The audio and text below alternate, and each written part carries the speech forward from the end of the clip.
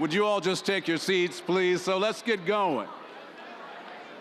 Ladies and gentlemen, if I can have your attention, please.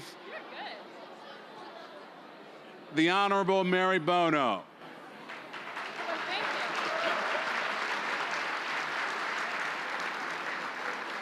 Good evening and welcome to CADCA's 16th Annual Drug-Free Kids Campaign Awards Dinner. My name is Jo Gisette as Mary Bono, and I'm proud to serve as chair of this year's Drug-Free Kids Campaign.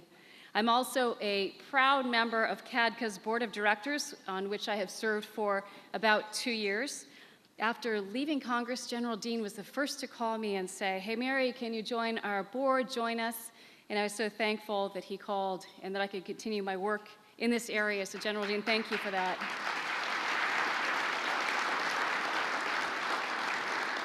But while in Congress, some of you might know, finding solutions to our nation's prescription drug abuse epidemic was one of my very top priorities.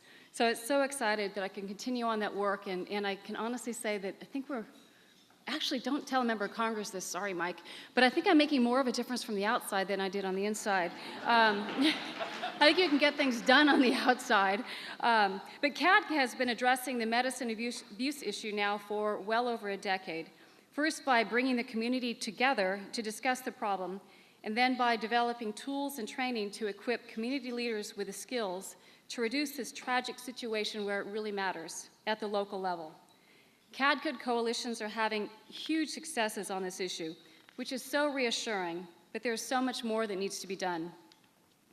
Prescription drug abuse and youth drug abuse in general are issues that are very near and dear to my heart. And the fact that you all are here tonight proves that you too are concerned about this problem. And that's why on behalf of CADCA, I thank you very much for joining us for what I know will be an informative and fun evening celebrating the power of the coalition movement. Fundraising, it's not for the faint of heart, and I can tell you that from my days in Congress. It's hard work. It's really hard work. But I want to encourage you to consider an additional tax-deductible gift tonight to the campaign. And I think you all have I know for a fact, because I've checked every single one of your tables, there are cards on your tables that you can fill out an additional contribution if you would so like to. But I really want to single out my great friend, General Dean, who works so hard for CADCA and for the entire field. He is in a unique position with 2 jobs. He not only runs CADCA, but he also leads the board. So you might think of him as the hardest working man in drug prevention. So thank you, General Dean, for everything you do.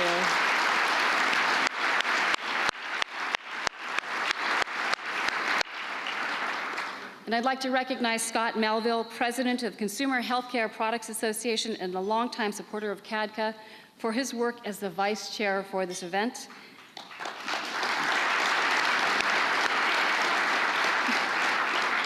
Scott has worked diligently to bring in donors and new partners, and I think probably twist a few of your arms. So I thank you, Scott. And I would also like to thank all of the members of the dinner committee for your contributions. And I would be remiss in a whole lot of World of Hurt tomorrow morning if I didn't mention and thank my own company, Faegre BD Consulting, for supporting tonight's dinner, but not only that, supporting me and my mission as I continue on in my quest to make a difference in this world. So Faegre BD Consulting, thank you wherever you are.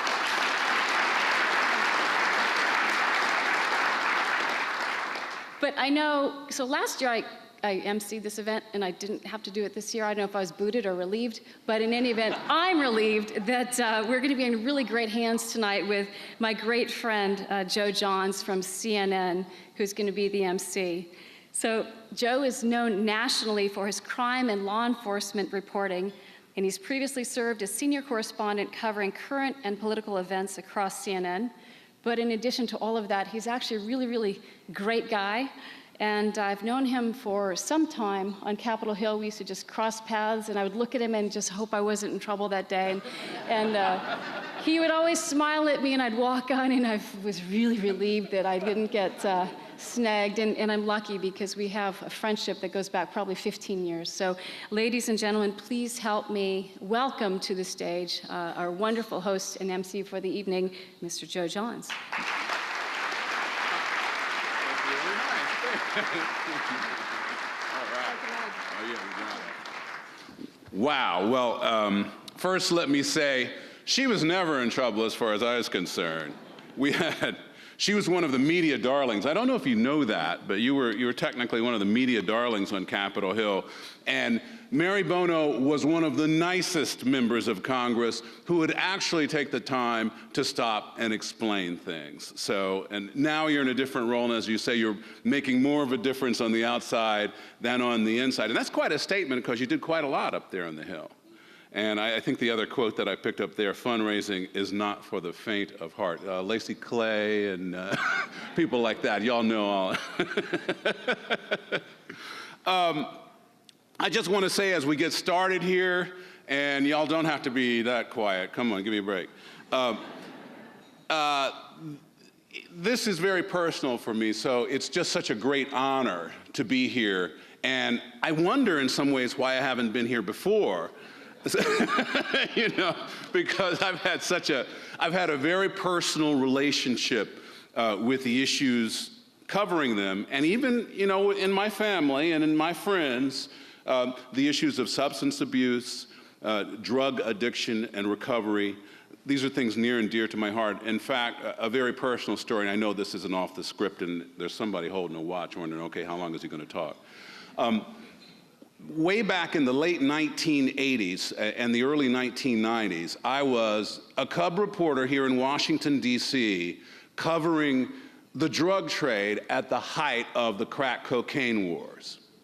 And from night to night to night, myself, as a night reporter, and somebody else you may know way back when, Katie Couric, we were both the night reporters at WRC here in Washington. And we went from place to place to place, covering, you know, this shooting, that attack, that drug sale that went bad. And the murder rate just kept going up and up and up and up, to the point where it actually broke a record in some shocking numbers, like for a small city like this, 400, 500, 600 people killed in a year turned Washington, D.C. into the murder capital of the United States, not Detroit, not Los Angeles.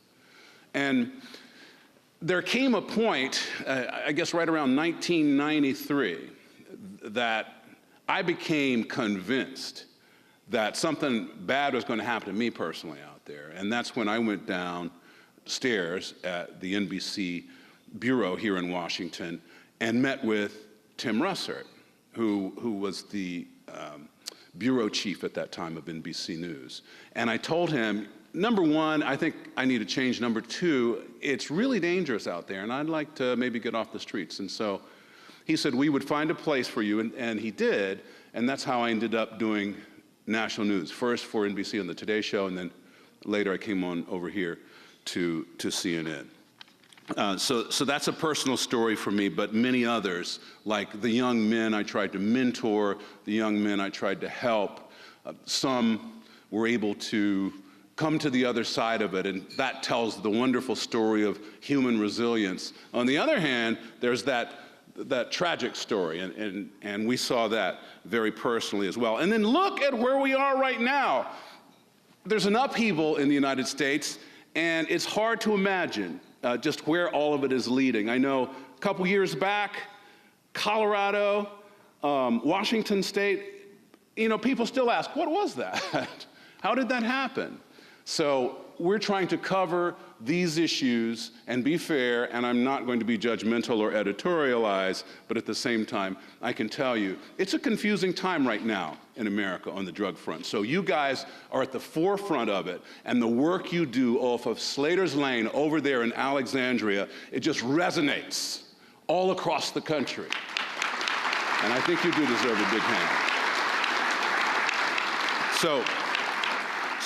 So Mary, I want to thank you for being a part of the power of the CADCA coalition movement. And we're here to celebrate. We're going to have a lot of fun. We're also going to try to raise some money and raise awareness. So first thing, for those of you who are on social media, and I know there are quite a few of you, Fran Fleener, I just went on your LinkedIn page. Fran, by the way, just got married. She's a member of this board, right? Yeah, go ahead. She just got married. She left as the drug control director in Arkansas and now is over in Bowling Green with her new husband, Kevin Embry. So I went on her LinkedIn page just to find out some facts before I came up here. So I'm in your business already.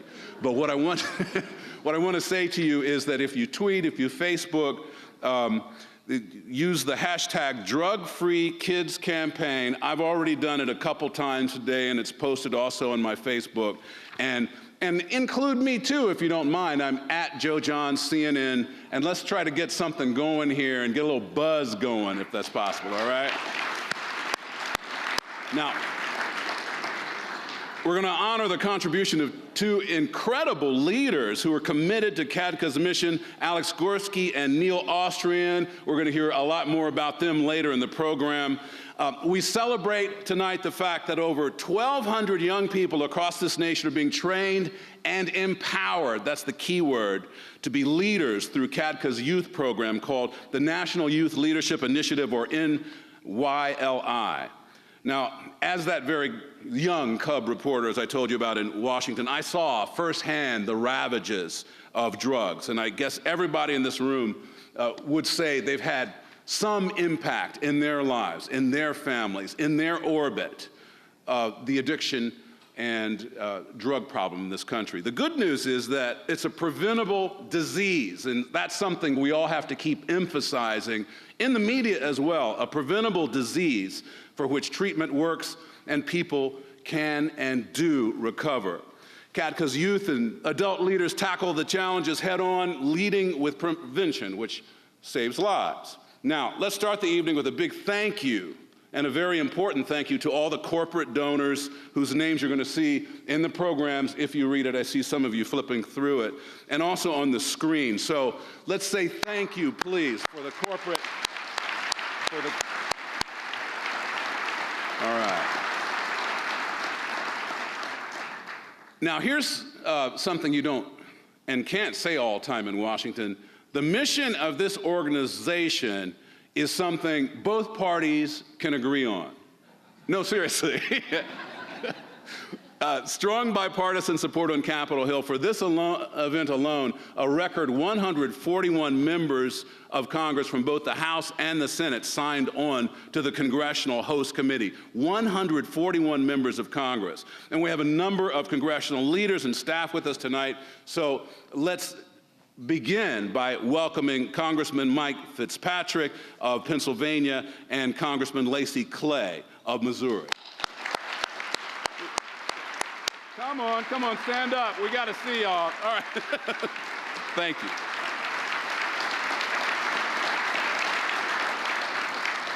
There are a number of state and federal partners, among them a few senior officials we'd also like to recognize from the White House, the Office of National Drug Policy Control, the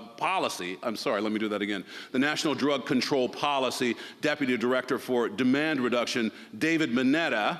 David Mineta, where are you? All right, thank you. And Deputy Director for Supply Reduction, Marilyn Quagliotti.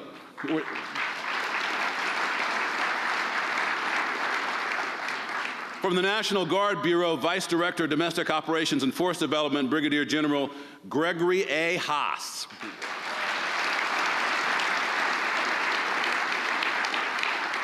From the Substance Abuse and Mental Health Services Administration, the Principal Deputy Administrator, Kana Endomoto. Where are you, Kana? Don't see Kana. From the National Institute on Drug Abuse, the Director of the Office of Science Policy Communications, Dr. Jack Stein. Jack? Way over there in the corner. From the Drug Enforcement Administration, DEA, the Chief Congressional Affairs Section, Eric Akers. Eric, and thanks to all of our federal partners. Thank you very much for your support. Members of the Dinner Committee, very important people, lend their name to the cause and help fundraise in addition to Mary Bono and Scott Melville. Let's thank a few of the dinner co-chairs who are in the House tonight. Tom Redden, the managing partner of Red Dog Ventures. There's Tom.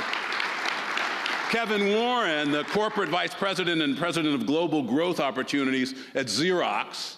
Where are you? I need to get all your cards, by the way, before you.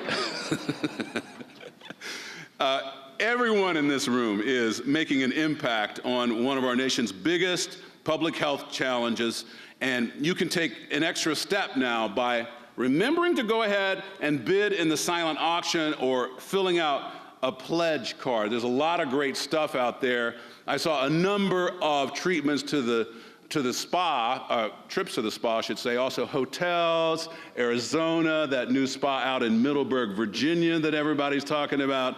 I saw my better half wandering around out there just a couple minutes ago, so I don't know how much money she's going to spend.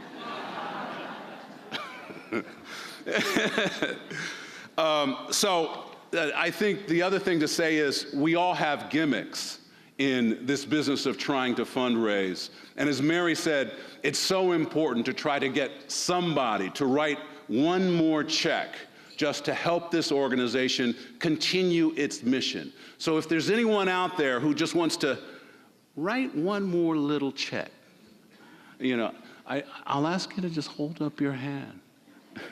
Just hold up your hand. Anybody out there who wants to help us out, please do. And our gimmick is serving young people and helping them see what they need to do not to get out of trouble, and if they do get into trouble, how to get out. So we don't have an ice bucket. Yeah, I say that guardedly because you never know, somebody might come running. We don't have all the fancy trappings here, at least tonight, but help us if you can. And also, as you depart this evening, please remember to leave your pledge card with the CADCA staff at the registration desk, and that's just outside the foyer. There are some great auctions there. Let me see.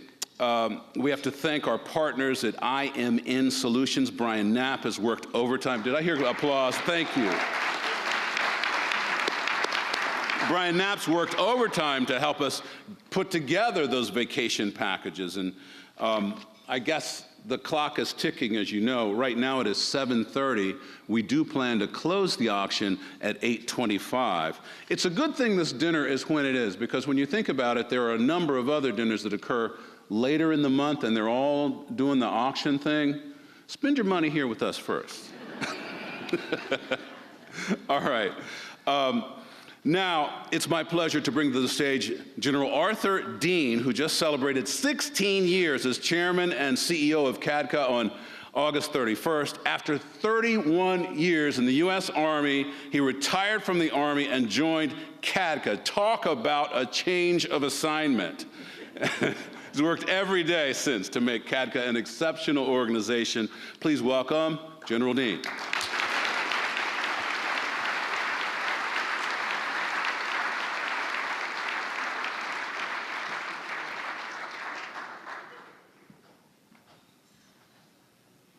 Well, good evening to all of you. Thank you for joining us. We are honored by your presence. We know there are many things that are pulling on your schedules, but yet you found time to be with us, and I want to say thank you very much. First, let me thank my new great friend, Joe Johns. Thank you very much. Thank you. Great job.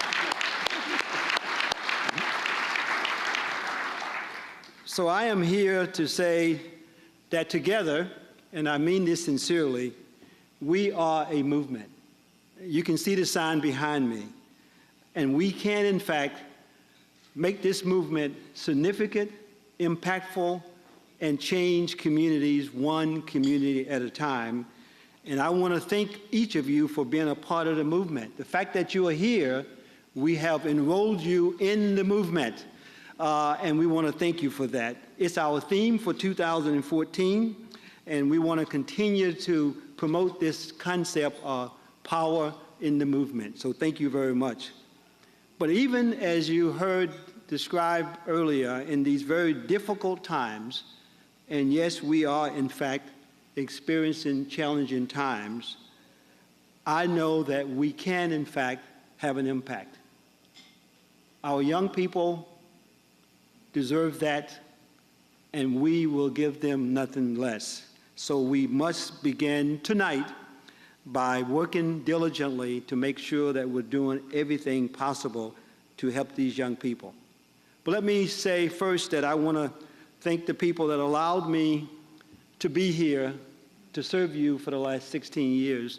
And sometimes I'm guilty of not doing that, but I'm not going to be guilty tonight. My dear wife had surgery back on the 17th of September. She's not able to walk. She only has one good leg, but yet she wanted to be here to celebrate with us, and she's given me my inspiration and support to serve CADCA for the last 16 years. So, Deborah, thank you so much for being here. Thank you.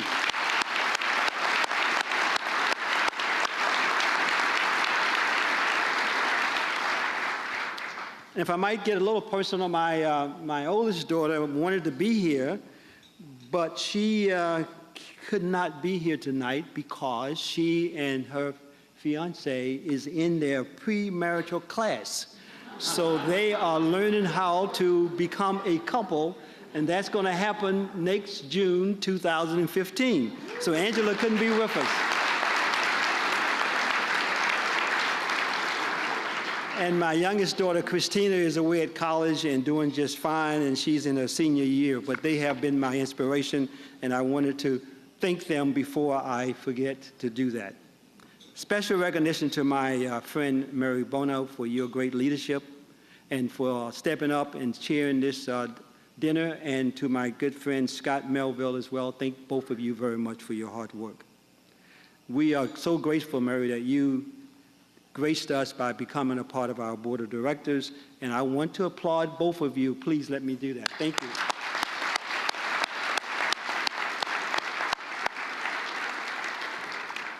Now, of course, we are here to honor some incredible men, some giants that have done great work, and you will hear more about them tonight. Joe has already mentioned their names, and that is my friend for the last 16 years, Neil Austrian, and my new friend, but someone that it seems like I've known for a long, long time, Chairman Alex Gorsky from J&J, and we will talk more about them. And don't applaud them now. We will do that later in the evening. I just wanted to mention that I'm delighted that they're here with us. But one way we stay close to the field, and I mean our coalitions out across America and around the world, is we have a coalition advisory committee, which is separate and distinct from our board of directors. And many of them are here tonight as well, but just hold your applause for a moment. We also, this dinner would not be the same if we didn't have coalition people here as well. So we have coalition leaders here as well. And we have adults and young people working in those coalitions. So if I could have the Coalition Advisory Committee, all coalition leaders and those working with coalitions to please stand so we can applaud you for your great work. Please stand up, stand up, stand up, stand up. Come on, get up. Get up.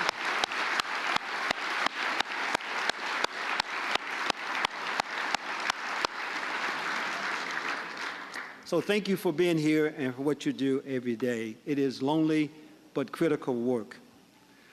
CADCA was fortunate enough to celebrate our 22nd birthday, and that just happened back on the 2nd of October. So we are delighted about that. We came from a Presidential Advisory Commission. That commission met back in the 80s, and Joe was just talking about the crack epidemic that was taking place in America. Communities around the world was asking for national presidential leadership. And after that council met for 3 years, they recommended the way to serve those communities would be to create a private association to represent them, to be their voice, provide their training in TA, and we have been doing that since we started. They held 3 national leadership training events. We have started since then, so come February of 2015, we will be celebrating our 25th National Leadership Training event called the National Leadership Forum, and we are delighted that it would not have happened if it hadn't been for some early philanthropical organizations like the Robert Wood Johnson Foundation, the Knight Ridder Foundation, that made it possible. In fact, I was telling Chairman Gorsky that the gentleman that called me at my home to offer me this position was the late Jim Burke. And some of you might know who that is. He was the chairman and CEO of Johnson & Johnson. But at that time, he was working at the Partnership for Drug-Free America and was heading up the search committee for CADCA's CEO and chairman position. Robert Wood Johnson stayed with us for 12 years, funded us significantly, and now we are working with Johnson & Johnson, and we are very proud to be working with the corporation itself. We believe that every community deserves resources to prevent drug abuse among its youth. We need more CADCA community coalitions. So I'm talking to my friends who have been so supportive on Capitol Hill. We need more community coalitions that are implementing the multi-sector strategy approach at the local level, using all of the community sectors to prevent substance abuse. We know it is effective. It has been evaluated. We have the results of that evaluation. Our training model for both our adult curriculum as well as our National Youth Leadership Initiative have been published in professional journals. So we're very proud of the work that we're doing, and we thank you for your great support. But we know that as laws soften and the perception of risk and harm goes down, youth drug use goes up. And that is what is happening in America. These are the facts, and it also is a fact that drug use has a significant impact on the adolescent brain. Our friends from the National Institute of Drug Abuse will tell you that it does, and we know that for a fact. The younger kids get involved in any drug, the more likely they are to become addicted. And the research says that if it's marijuana, it's 1 in 6. So 1 out of every 6 young people that start using marijuana, they do not have to graduate to another drug, will become addicted and will be dependent upon that substance.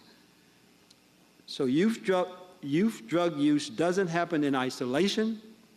It impacts our kids, their families, and our communities, and in a profound and lasting way.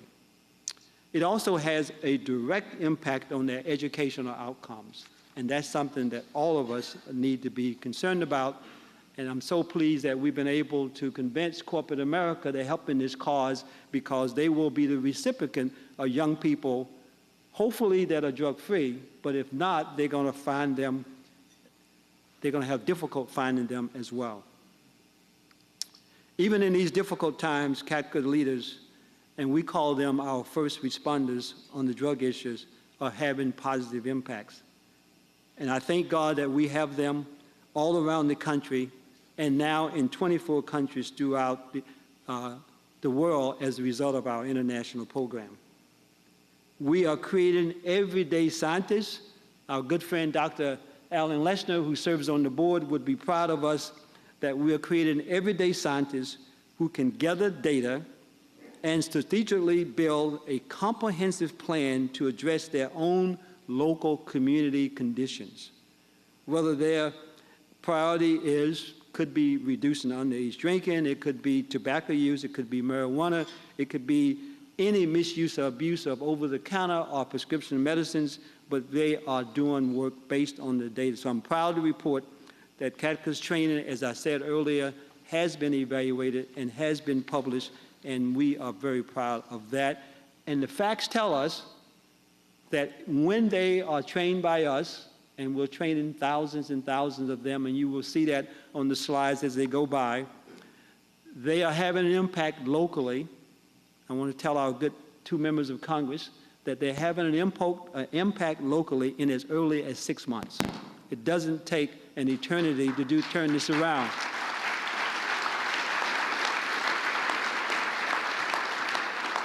So we appreciate our corporate friends for being a partner on the global mission for drug-free kids and healthy communities. We thank our congressional and federal partners for their leadership on funding and policies that can positively impact our many, many lives.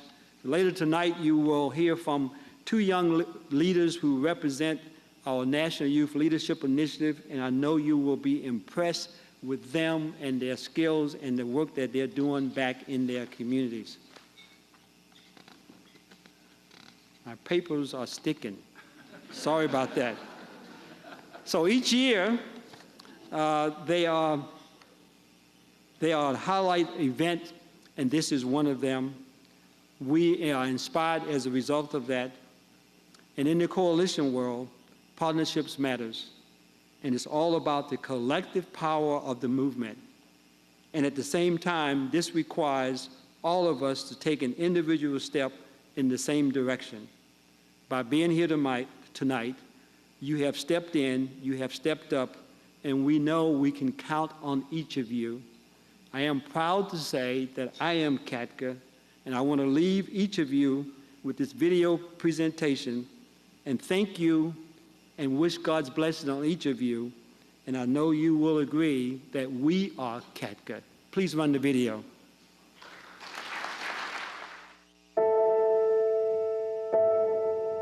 I am chaperoning his field trip. I am staying in school. I am walking her down the aisle. I am a positive influence. I am a leader. Because I am CADCA. I am CADCA. We are CADCA. We all are CADCA, and it shows. This is no easy job. This is real. This is powerful. This is what happens when every one of us pours every bit of us into making a difference for one person, one community, one nation, one world. You are CADCA, and we move with you. Consider that just over 20 years ago, CADCA was a grassroots effort with 300 coalitions. Today, we make up a 5,000 coalition family, and it's our collective efforts that better lives. As individuals, we are bold, smart, and influential. As coalitions, we are visible, vocal, and valuable. And as an organization, we are poised to unify, to move a nation, to create and maintain safe, healthy, drug-free communities for us all.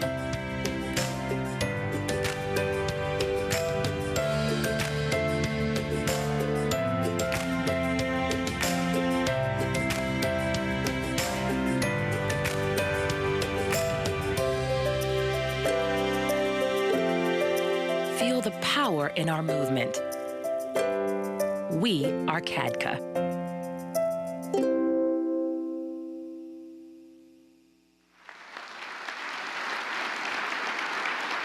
Very nice. And thank you, General Dean, for those thoughts. I have to say that 1 in 6 number is jarring. And it is the kind of number that makes people like me think we got to do more. Now, we recognize that a coalition is made up of many community leaders, including representatives of the faith community. Each year, CADCA welcomes a faith partner to bless this gathering. Please welcome Reverend Dr. Susan Henry-Crowe from the General Board of Church and Society of the United Methodist Church.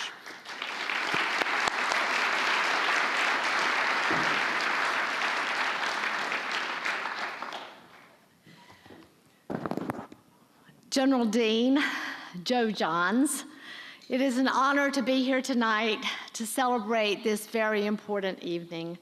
Congratulations to the honorees for the difference that you are making in the world. United Methodists are happy to stand in this coalition. As we gather tonight, I am reminded that it is the beginning of the Jewish New Year. Eid Mubarak was celebrated just a couple of days ago. So we gather as people of faith, and I invite you now to pause in your own way, in your own language, as I offer the invocation.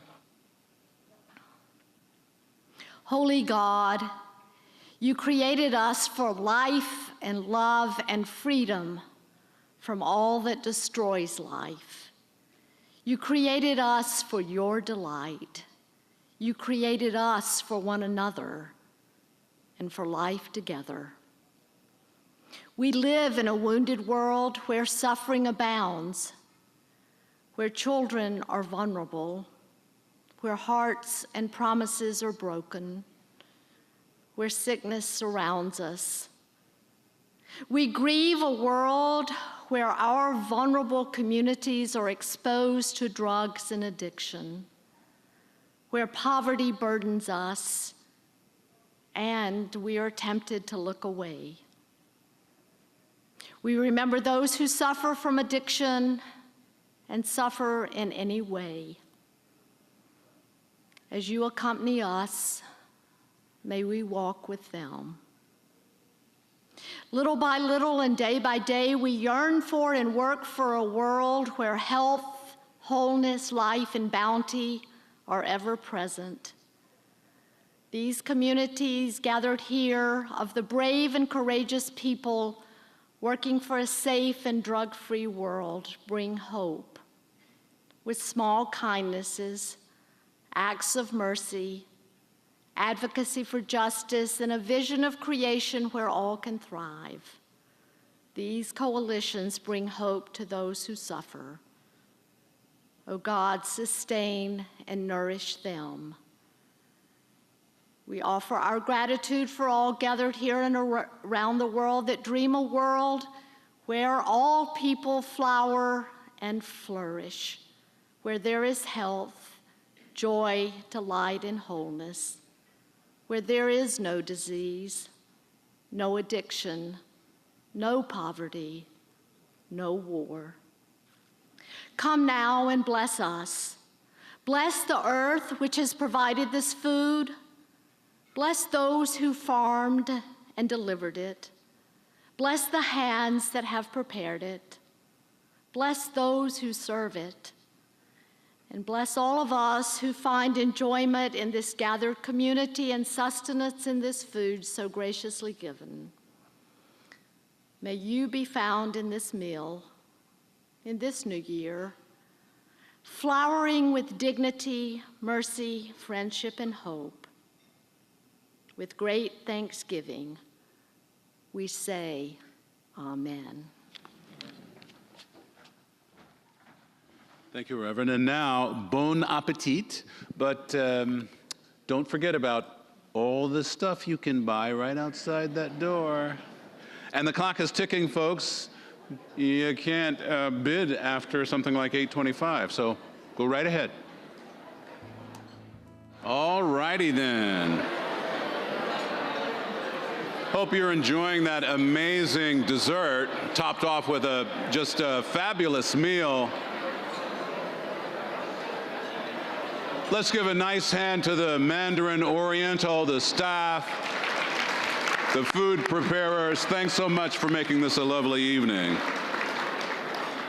Now, it's about time to say the magic words that the silent auction is closed.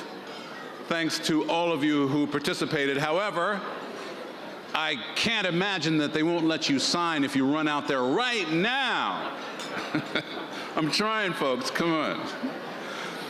Now, please welcome to the stage a young man who first performed at a CADCA training event when he was just 10 years old. He's all grown up now at the ripe old age of 17, and I have to tell you, I was in here for the sound check this evening, and he is absolutely amazing. Christian Stewart, come on up here.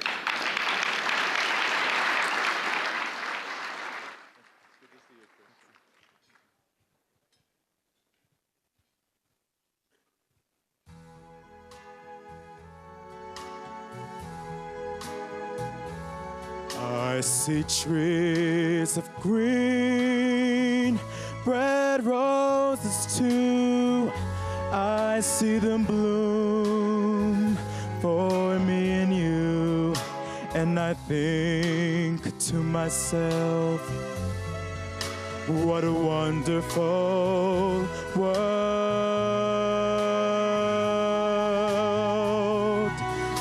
see skies of blue and clouds of white, bright blessed day, dark sacred night, and I think to myself, what a wonderful world. The colors of the rainbow, so pretty in the sky, are all still on the faces of the people going by. I see friends shaking hands, saying, how do you do? They're really saying, I love you. I hear babies cry. I watch them grow. They'll learn much more than I'll ever know. And I think to myself, what a wonderful world. And I think to myself, what a wonderful world.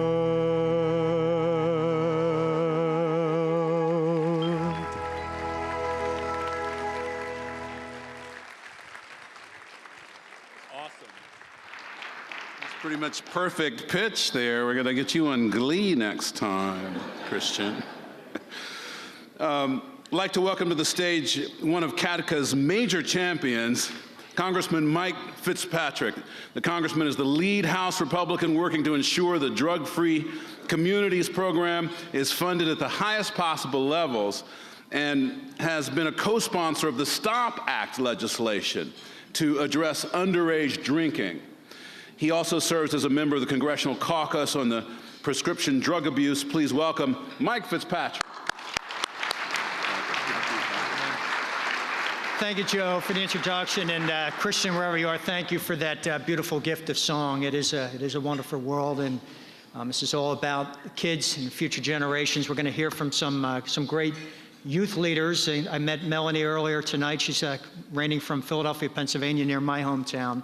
But it is a wonderful world. We have a lot to look forward to. I want to thank Lacey Clay, my colleague in Congress, for joining us tonight. Even though Congress is not in session, Lacey and I traveled to Washington because we think so much of the work that CADCA does, and we're supportive in Congress, but more so we're supportive of the work that you're doing in the local communities. And this is two great opportunities for Lacey and I to, number one, associate with the leaders, the national leaders of CADCA, thank the board, General Dean and others on the board, but also those who are financing and funding the important programs, and those who carry out those programs on the community level. My district is in Bucks County, Pennsylvania, outside of Philadelphia. I want to sort of brag on a little program. We have a prescription drug take-back program, tens of thousands of unused and expired pharmaceutical prescription drugs taken off the streets, taken out of the medicine cabinets, properly disposed of. And the kids in the community are working with the district attorney and the police departments, and they're really invested in this, and they're proud of the success, and they know they're helping themselves and other students as well. So, you know, we get to associate with the leaders involved in great work, but also we want to congratulate Neil Austrian on your Lifetime Service Award and your service to the CADCA Board and the foundational work that you did that we will continue to build on.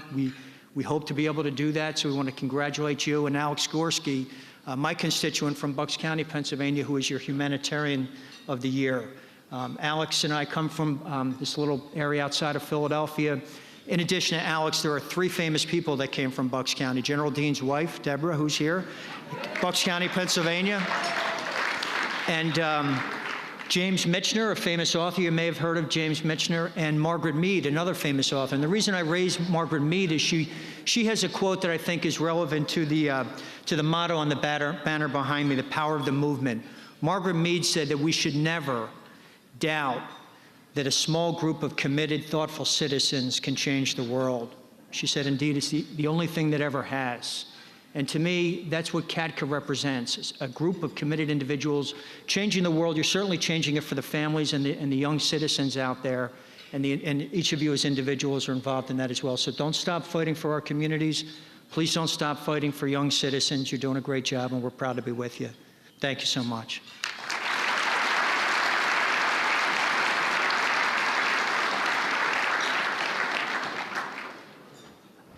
Thank you, Congressman. I got to stop walking up and down those stairs. I'm going to trip and embarrass myself in a minute or two.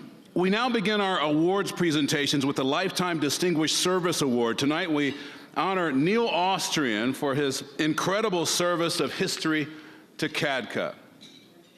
Please welcome back to the stage General Dean, and joining him is Geraldine Simpson Jordan.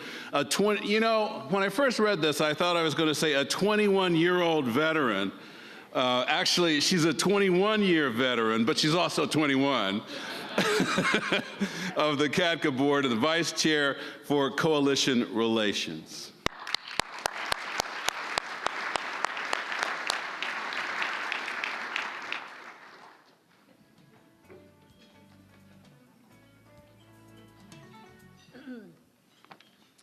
Thank you, Joe. Thank you, General Dean. Thank all of you. Well, we're here to honor one of my dearest friends. Neil, you may feel like Al Pacino of Godfather 3, because just when you think you've gotten out of CADCA, we drag you back. And yes, we do.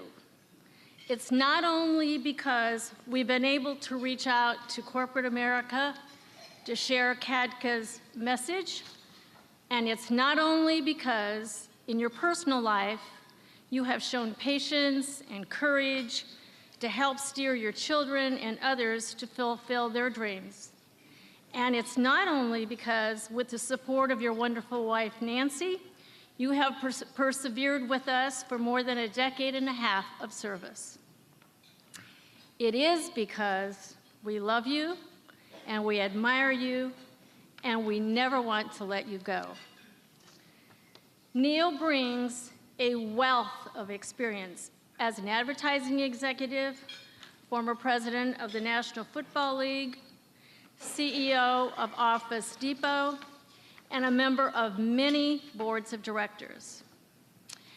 Neil has a rare combination of keen intelligence, social empathy, and understands the painful crucible that drug abuse is for our children and their parents.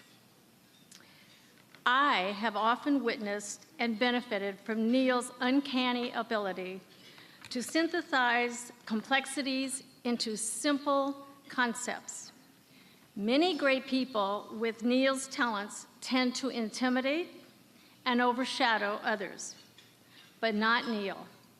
He has always relaxed us, encouraged our creativity, prodded our participation, and like the Sherpa guide who knows the way to the Everest Peak, he's guided us to the top.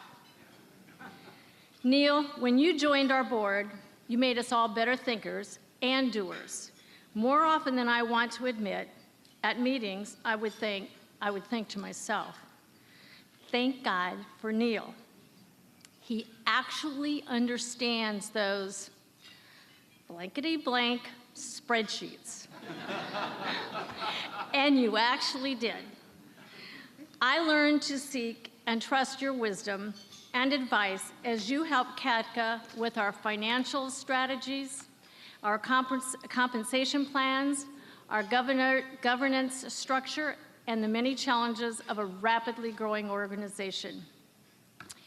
Thank you just doesn't capture the depth of our gratitude and how much we cherish all your contributions.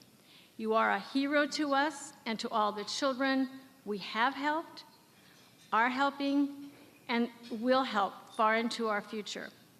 Without you, it just could not have happened, and that's what a distinguished lifetime achievement means to CADCA. Neil, when you left the board, I actually went through the 5 stages of mourning. After all, we've been co-vice chairs together for a really long time, and it felt like we were a couple. Now, I'm really almost a little glad Nancy isn't here, but I wanted just to say to Nancy thank you as well, and I didn't want her to get the wrong idea. But it is true that when Neil agreed to continue as a board emeritus, he said to me, "I just can't seem to say no to you, Jerry." So, now Neil, I know this has been a little bit longer than one of your elevator speeches, and let me tell you, Neil has always told us CADCA needs to be an elevator speech. But tonight, congratulations to my dear friend. We are grateful to you, and we love you. And thank you.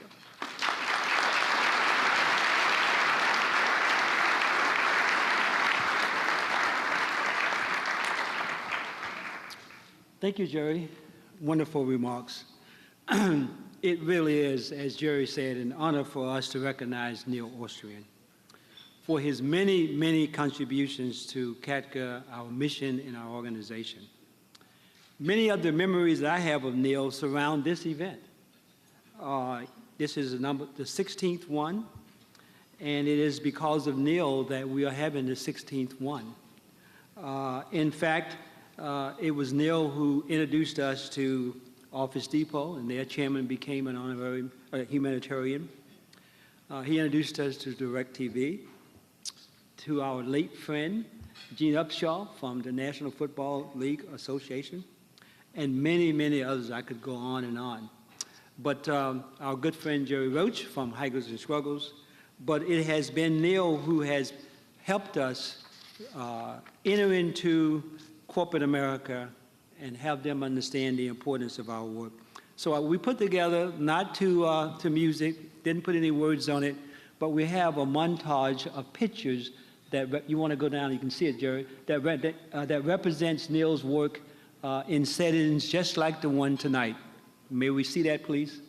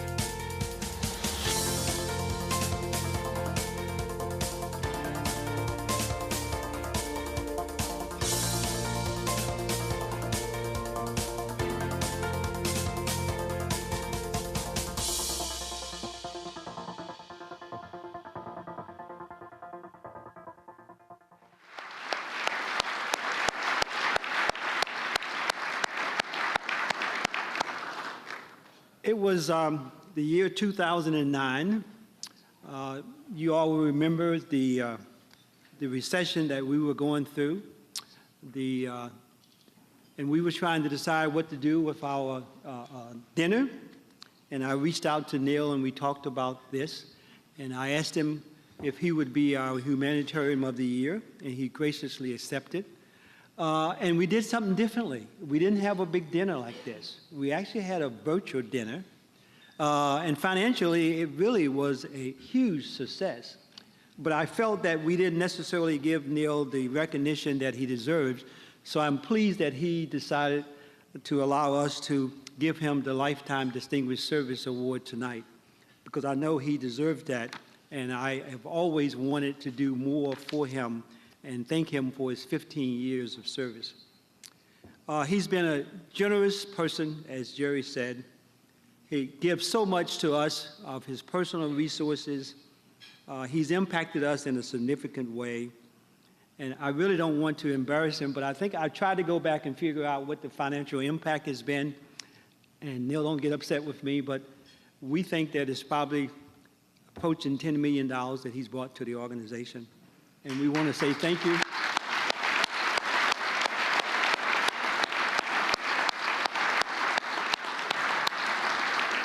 But we really can't measure his impact, not with dollars anyway, we cannot.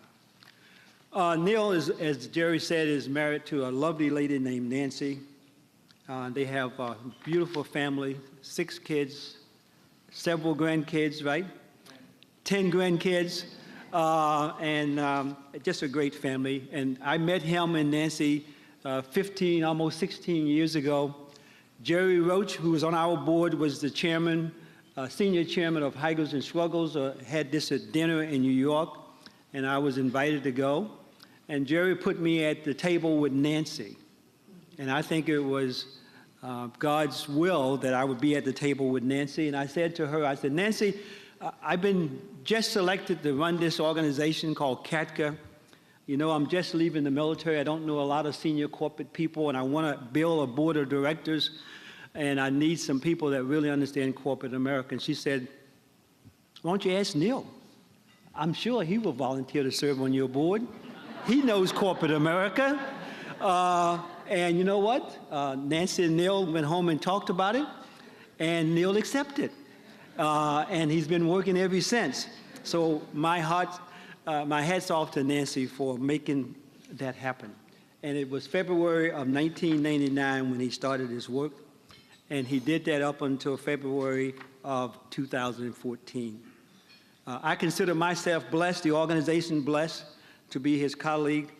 So on behalf of the Board of Directors, our Coalition Advisory Committee, the staff, the thousands and thousands of community coalitions, I want to publicly say thanks to Neil Austrian for his great leadership.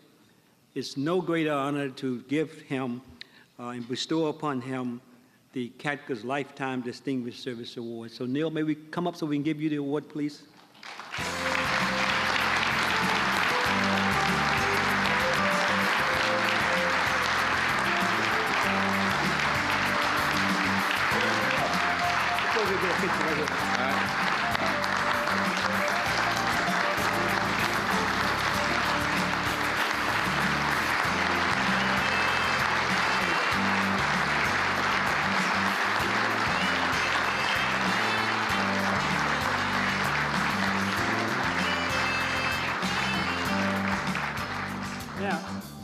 In addition to the very special Crystal Award, we have this for you to put someplace in your office that says to you, for 15 years of loyal and dedicated service to the CADCA's Board of Directors, your contributions have positively impacted America's efforts to achieve drug-free communities, February 1999 to February 2014.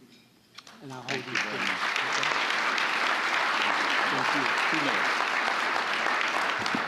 Thank you very much. I'm really humbled by this award.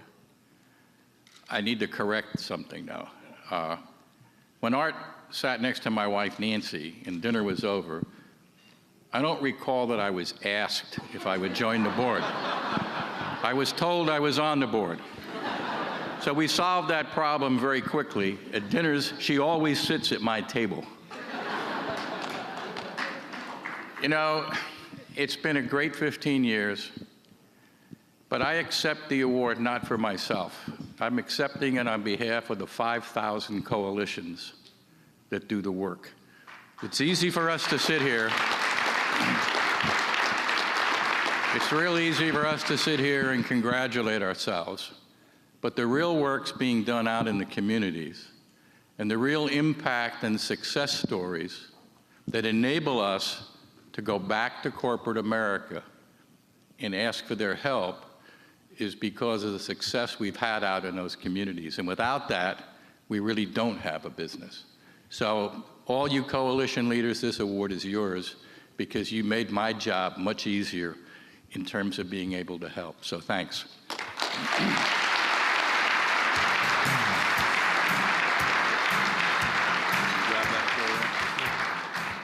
Just close it up.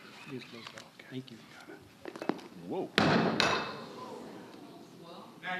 I did not. I did not.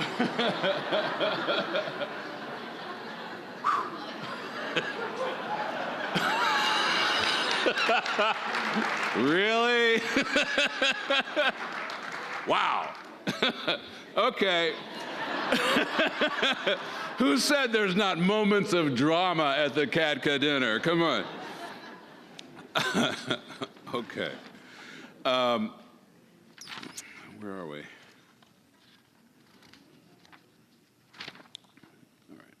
So CADCA's Humanitarian of the Year Award is the highest honor that CADCA can bestow upon an individual or an organization. Recipients of this award are recognized for their outstanding philanthropy and national leadership, especially for their contribution to CADCA's mission of safe, healthy, drug-free communities. I think you'll see why we're so proud to recognize Alex Gorsky. Let's take a look.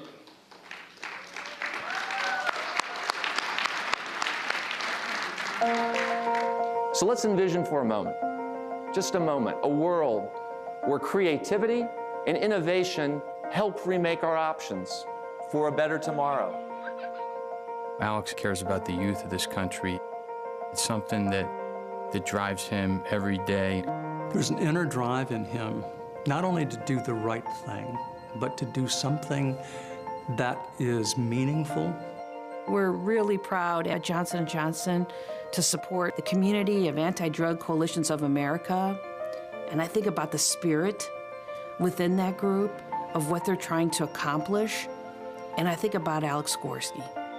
The world needs leadership.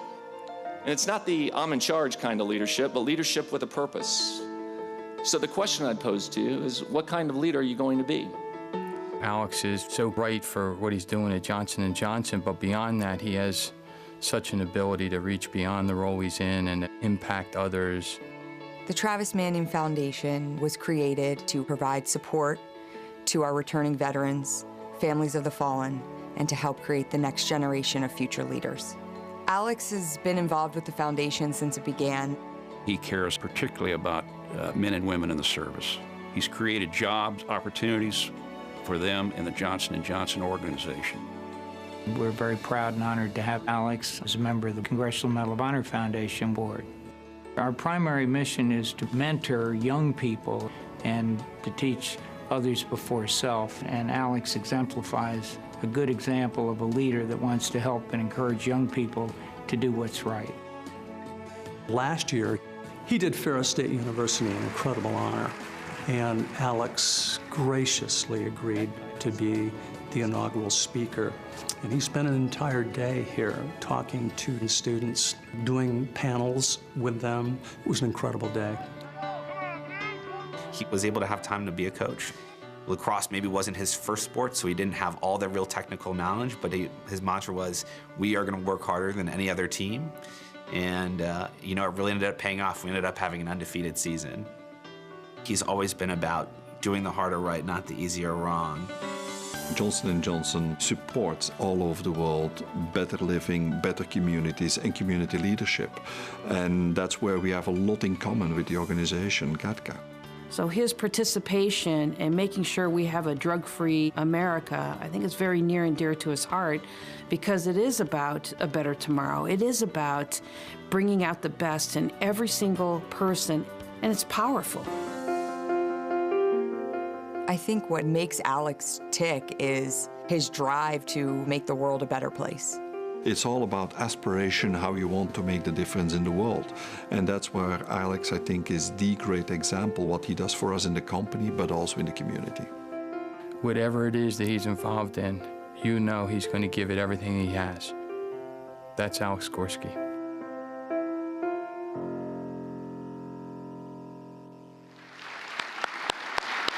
General Dean, you want to come on back now to recognize our honoree.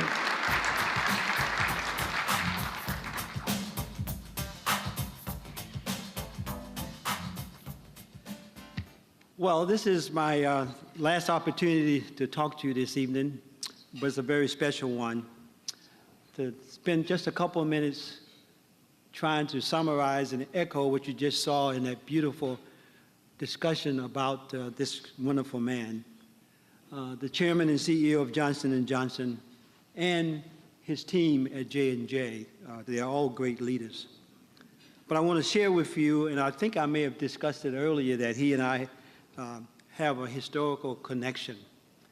Many of you by now know that he is a graduate of the United States Military Academy, and he served in the U.S. Army for 6 years. We both had the opportunity to put ourselves through at some personal sacrifice, but we graduated from Airborne School and Ranger School, and we had our start in what we call the field artillery, those guys that are responsible for shooting those big guns for 10, 20, 30 miles. So we did all those things together. Not together, but in the same service. And tonight, I want to talk a little bit about the work that we've been doing with his company now since 2012. We started a wonderful partnership. It's all about the challenges associated with medicine abuse, and the goal is to promote the safe and appropriate use of medicines, both over-the-counter medicines as well as prescription medicines. CADCA was able to support and establish existing programs that exist throughout his company, like, for example, the Janssen's Pharmaceutical Smart Moves, Smart Choices program, and we've been working with McNeil Healthcare to support their OTC literacy curriculum program. And in fact, we just had a discussion earlier this week in Fairfax County talking about getting the school system here in Fairfax County to adopt that program. We think it's a very important thing to do. We've been able to go deeper with his subsidiaries, and we've been doing things around training, education, material development, and ultimately developing and training community leaders. When I first met him, it was a connection and a chemistry that I'm sure will last for a long, long time. I would like to say to you, and I believe, and I think that Chairman Gorsky would say, that those first 6 formative years has had a tremendous impact on his current leadership and what he's doing for America, because he was taught at the academy and in the Army to think strategically, to understand the difference between tactical things and strategical things, to understand the importance of organizational leadership, how to manage and lead people, and developed his characters so that he would be a principled, character-based leader, which is what he is today. And I am sure that those traits have been a part of him since he left the Army many, many years ago. We both are parents as well, and he understands and have told me the devastation that he sees in young people as it relates to youth drug use and the impact and his concerns about that. And he understands that the community is a place where we solve these problems, as Neil Austrian just said earlier. We both believe that there are goals that we can work on together. Is why we are here tonight. We are building on what we know that works. We are tapping into all of the talents that exist in the team he has there at J&J and all his subsidiaries. And we want to bring that information and skill set back out to our community coalitions, if I might say, who are the foot soldiers in this fight. My good friends here from the Air Force, we appreciate you and we love you, but you got to solve this problem down at the local community level, and it takes foot soldiers to do that, and our coalitions are the infantry in this fight. And Alex working with us is going to help make sure you have what you need in order to accomplish that. So I want to say on behalf of Neil and Jerry and all of our board members here tonight, our thousands and thousands of community coalitions, what an honor it is for us to bestow our highest honor on Mr. Alex Gorsky, the chairman and CEO of Johnson & Johnson, for his great work. Alex, come on up.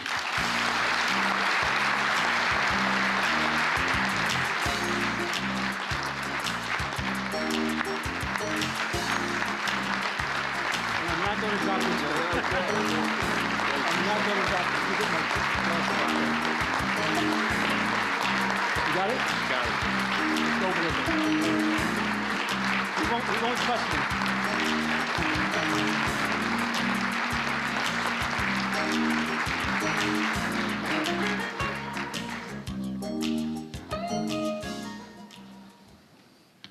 We made sure we didn't drop that one, right, General? Just like that field artillery piece, you certainly didn't want to drop that one. Thank you. Wow, what can I say? You know, watching that video, it brings back that Irish joke line that if my mother, God bless her, unfortunately she passed, if she was here, she would be the only one in the audience shaking her head, agreeing with absolutely everything that was said on that video. But it was a bit of a surprise to me. That was actually my 10th and 11th grade teacher, Paul Blake, who is an odd combination. He was a football coach, but also taught me American and English literature. And, you know, so to see somebody like that speaking is very, very special. So thank you very much for putting that together. And General Dean, I got to say, it's been a pleasure getting to know you. As he said, from the minute we connected, we started telling war stories. And the next thing you know, it was, hey, do you remember this guy, that guy? And, you know, you were stationed there and I was stationed here.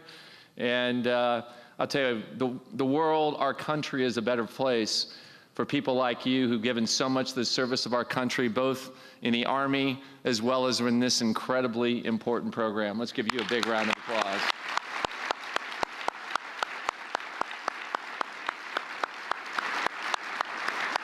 And of course, behind every great general, there's a great Mrs. General. And I could tell very quickly, you know, what he didn't tell you, Deb had an operation, but she was also a captain in the Signal Corps. She's also airborne, and that's probably how she hurt her ankles. And she stood there by him the whole time. Let's give her a big round of applause as well, Deb. That is one American military family. You gotta love that. But I also want to thank Mary, Mike, Clay so much. I tell you, you know, in today's political world where unfortunately I think we would all agree it's too polarized. And you know, we're not red, we're not blue, you know, we're purple, we're all in this together. So to see leaders like you being here for a common cause that's so important, frankly, to the future of our country, I think it means so much and says so much, because I know you get invited to a lot of rubber chicken dinners. And the fact that you made time to be here, thank you. Let's give them a big round of applause, too. And look, I'd be remiss if I also didn't say another special, because as I walk around being a former military guy, I can't help but see people in uniform in the audience. And after I checked out their shoes to see if they were shine better than mine, I quickly think it's always important in events like this to ask anyone who is serving or who has served to stand up and get a big round of applause. And thank you for what you do every day to keep us safe.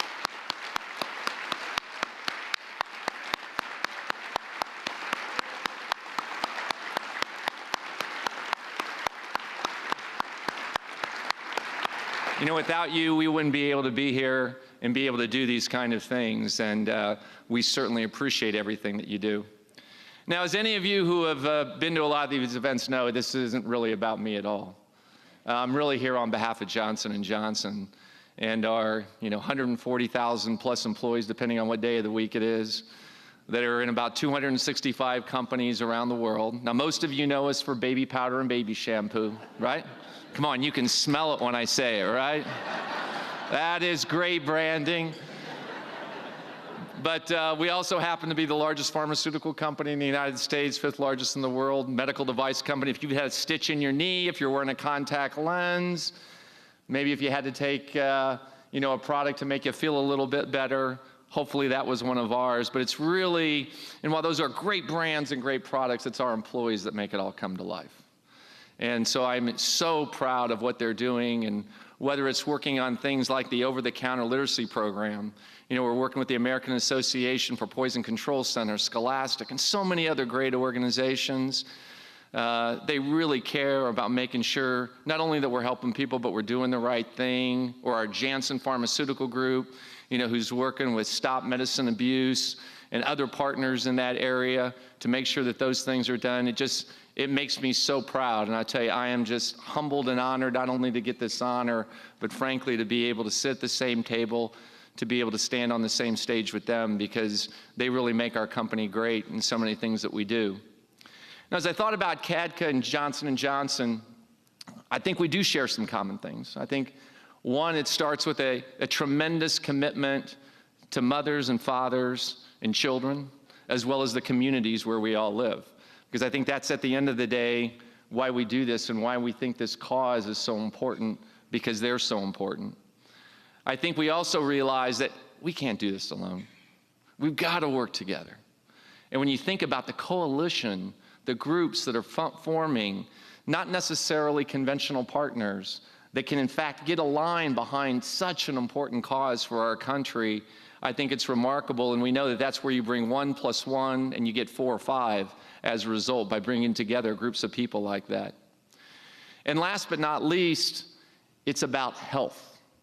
And you might say, well, that's odd for the CEO of one of the largest pharmaceutical companies, medical device companies, or over-the-counter companies in the world to say, we don't want you to have to use our products. Well, maybe a couple. But this is about health. It's about staying healthy. It's about staying well. And I think that's a very common goal that we share at Johnson & Johnson, is how do we make sure that people live longer, healthier, happier lives? And something that this organization, CADCA, also stands for. Because if we get to the children, if we work together, if we make sure they don't go down the road that the general mentioned earlier, they're going to live longer, healthier, and happier lives. And when they live longer, healthier, and happier lives, that means they're going to be more productive. That means we're going to have better communities. That means we're going to have a better country. Ultimately, that means we're going to have a better world. So it's a big cause, and it's nothing less than that. It's about making the world a better place. And it starts with great organizations like this, and I just can't thank you enough for recognizing the wonderful work that Johnson & Johnson does, and I couldn't be prouder to represent all the employees who are so committed to doing the right thing. Thank you very much, everyone.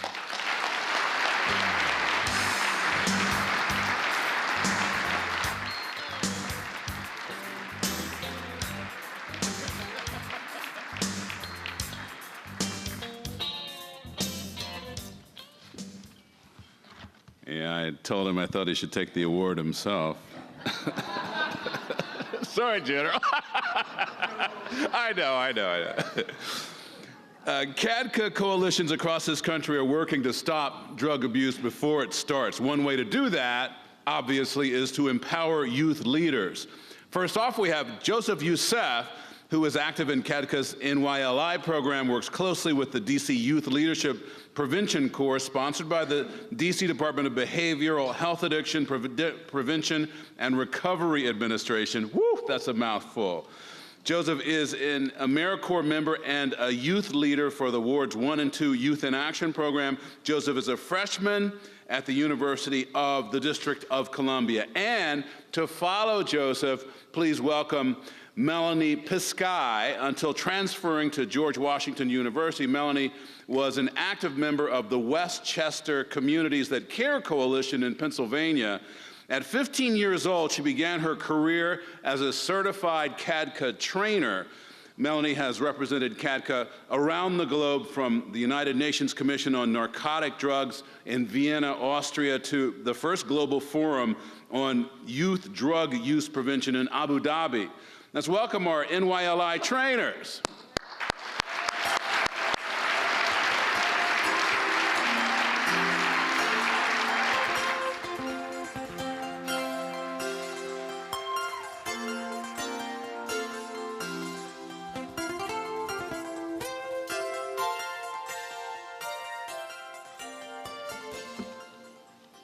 Good evening, everyone.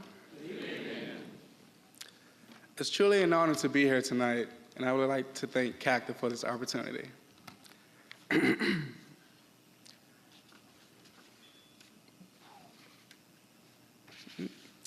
2 years ago, I made the decision to be successful and not choose the path of an outlaw. The way I saw it, it would take 5 steps to become successful. Step 1, don't die. I grew up here in Washington, D.C., and from the things I witnessed, avoiding danger is no easy task. Step 2, don't go to jail. I didn't want to follow the path of family members and friends that made decisions that had led them to jail. Step 3 and 4, get my bachelor's degree and start my career. I've always been passionate about producing music, and after 12 years in school, another 4 to obtain my degree won't hurt. And step 5, support my family. Family is everything. They're my biggest support system. And as a father, one of my biggest supporters is my daughter, Jakayla. My daughter, my pride and joy, and my motivation.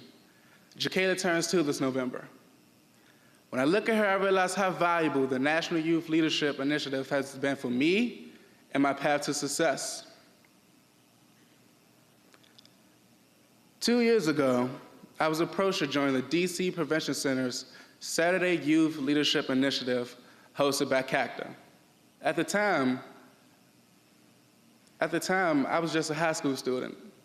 So waking up on a Saturday would be pretty much, difficult because I just want to, relax. But little did I know, this event would change my life.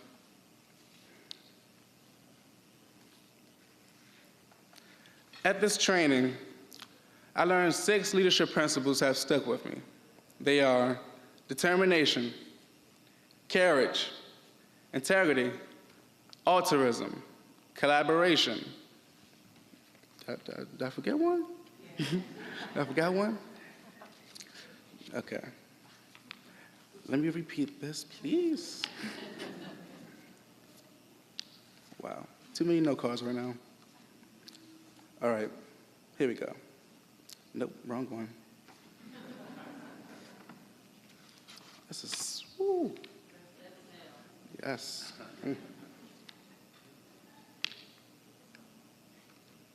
There we go, we're here.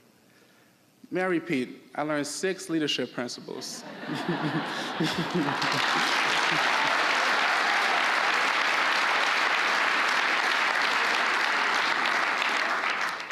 They're determination, courage, vision, integrity, collaboration, and altruism. I also learned how to identify the risk factors that influence youth to do drugs and the protective factors that prevent kids from using drugs. Whew, these no cards, oh my God.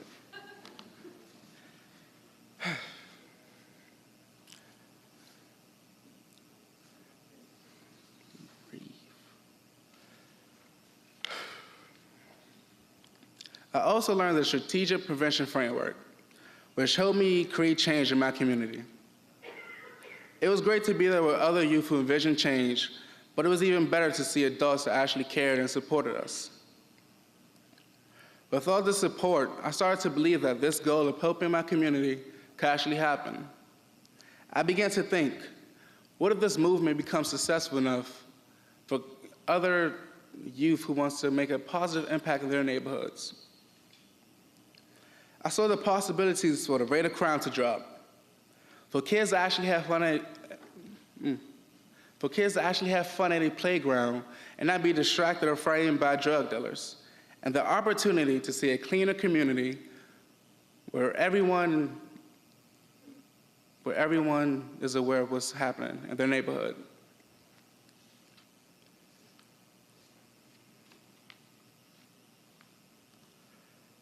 With the support of everyone, I started to believe that I had the power to make a change. I had the power to believe that I was a powerful youth leader. And with the support of everyone from CADCA and the NYLI, I believe that I can continue this path to success.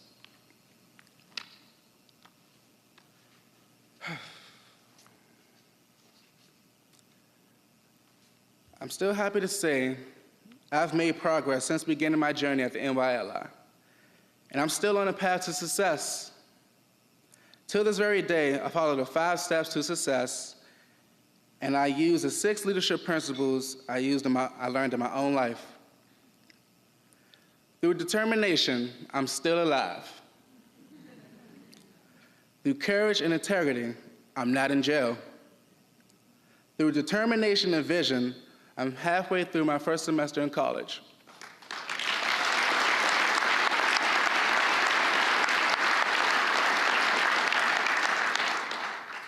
Through collaboration, I learned how to support my family and community.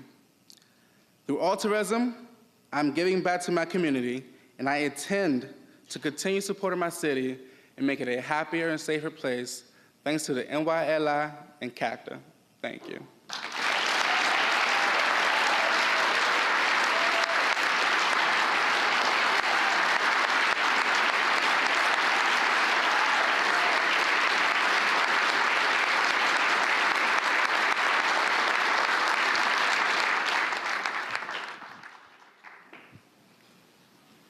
Good job, Joseph.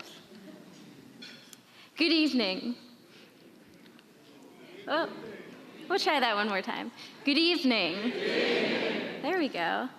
Before I begin, I just want to extend my utmost thanks and gratitude to my parents for being here tonight and supporting me throughout the years. To Major General Dean and Ms. Karima Abdullah, not only for inviting me here tonight, but for their tireless and nonstop dedication to this cause. Okay. I want to share a story with you tonight. Earlier this year, I found myself at one of the statewide NYLI trainings. Like usual, the room was teeming with eager, passionate young leaders. So at this training in particular, I had the opportunity to meet a young man who, we'll call him Jake. He was active and involved and attentive throughout the entire training, someone who brought a lot of positive energy to the room. So Jake, at the first day of the training, he pulled me aside to ask me a question. And he looked at me very seriously, and it caught me a little off guard. And he said, "Drugs are always going to be around. So what's the point in all of this?" What's the point? Well, I was very interested and ready to take on the challenge of such a question that seemed to discredit the NYLI and prevention altogether. So with all the passion that I had about this work, I immediately began talking to him about healthy communities and healthy families and united communities, improving systems and ending stigmas. But when I looked at his face, I could tell that he kind of had already made up his mind. He told me we would agree to disagree. So we went on with the rest of the week. We worked on this training, refining these young leaders' leadership skills and presentation skills, teaching them how to effectively implement the strategic prevention framework, a model calibrated by CADCA and used by prevention scientists and community members to make change around the world. During the NYLI, we bonded. We shared success stories and concerns alike. And at the end of the training, something we do at the end of all of our trainings, we sat around together in a circle to debrief the significance of the week. We went around and we asked people what they learned, how they grew as an individual or as a group. And as we went around the circle, Jake raised his hand to share some of his thoughts. With a humble tone, yet very sincere, he began, "At the beginning of this week, I really didn't know why I was here. To be honest, my views on this topic were pretty pessimistic. But the truth is, I had just lost two of my closest friends to an incident of prescription drug abuse. It was so difficult to deal with, and I felt so hurt by this. But coming here to the NYLI, I learned about community. And although it seems cheesy, I learned that an individual, like myself, could make a change in these communities. I learned that coalitions and groups, like the one I'm sitting in now, can really, truly make an impact on their peers. Now, I'm a great big crier, so I was extremely moved by his words. But when I looked around, the entire team and all of the youth there completely echoed his newly reached passions. As a young leader, there are a number of obstacles in the way to leadership. But if we can learn not only how to explain, but embody our philosophies and visions, it is immeasurable how much we can affect our peers. We create this snowball effect that grows and moves and spreads as we train and inspire young people like Jake and everybody in that room to work for healthy schools, families, and futures. We need to sustain this program, the National Youth Leadership Initiative and its national network, CADCA, so that we can continue changing and supporting from the roots up. We need to continue changing lives and being the catalyst on this mission to a greater, healthier future. And quite frankly, we need your support to get this done. At the NYLI, where the youth lead and adults guide, every single one of us, trainers, trainees, youth, leaders, change agents, brothers and sisters, parents, and children, each and every one of us learn and grow. And when we're given the opportunity to come together with the organizations and companies just like you who are helping sustain this integrity with this project, then that's when we realize that this becomes a national movement. And that's when we remember that, yes, that is the point. Thank you.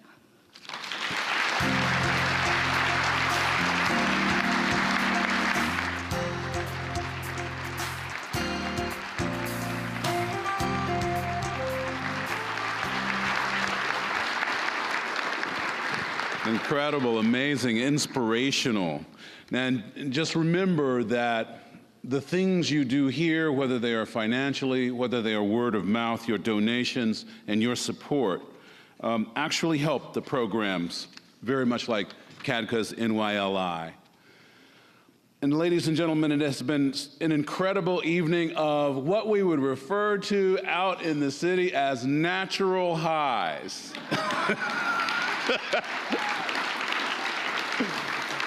And we want to leave you now with a little bit more inspiration. Please welcome back Christian Stewart.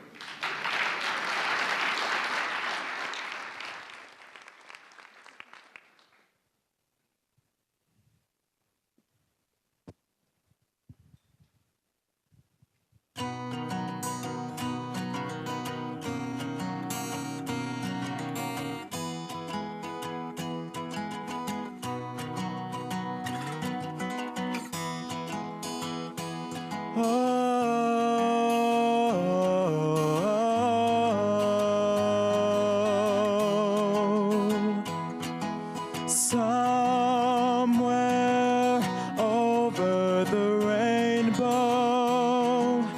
way up high, there's a land that I dreamed of once in a lullaby.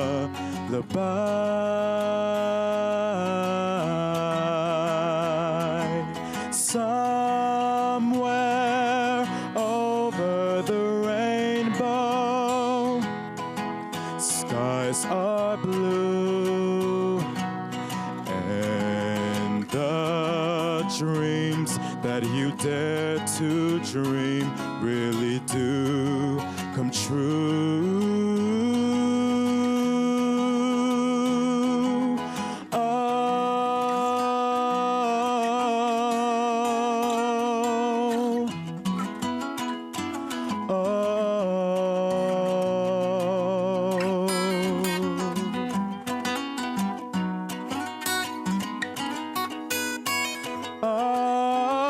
Someday I wish upon a star and wake up where the clouds are far behind me, where troubles melt like lemon drops high above the chimney tops. That's where you'll find me. Oh, somewhere over the rainbow, birds fly over the rainbow. Why then, oh why can't I?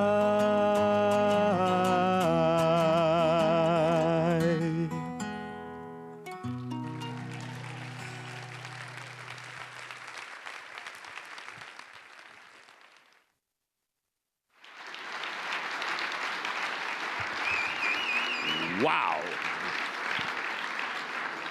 It's a hard song to sing, too, if you think about it. All the different pitches and good Lord. All right. All right. I want to thank all of our sponsors, donors, and friends. And thanks to our youth voices for Christian's music, Joseph and Melanie's inspiring stories.